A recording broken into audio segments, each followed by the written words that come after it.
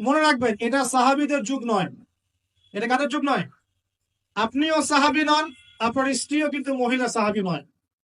আপনিও সাহাবী নন, আপনিও তাবেঈ নন, আপনিও আইম্মায়ে কেরামের যুগের মানুষ নন, আর আপনার স্ত্রীও তাদের মতো নন।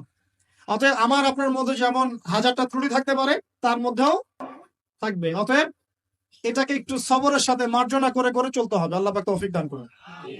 তবে এক পর্যায়ে যদি এমন দেখা যায় যে এই ফিতনার কারণে আপনি দিন থেকে বিচ্যুত হয়ে যাচ্ছেন, তখন আপনি দিনকে বেছে নেবেন, ফিতনাকে বেছে নেবেন না। কথা বুঝতে পারছেন ভাই? আল্লাহ তৌফিক দান করুন।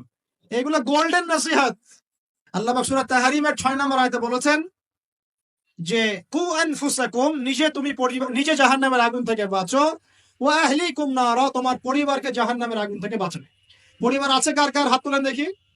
মাশাআল্লাহ, সবারই তো আছে। পরিবার মানে কি? স্ত্রী সন্তান কার কার আছে? হাত তুলেন।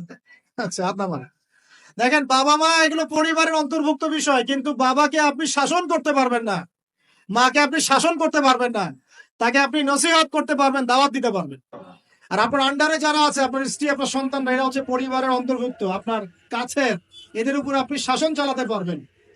অতএব যাদের পরিবার আছে, পরিবারের মধ্যে ইসলাম প্রতিষ্ঠা করার চেষ্টা করে। আল্লাহ পাক তৌফিক দান করেন।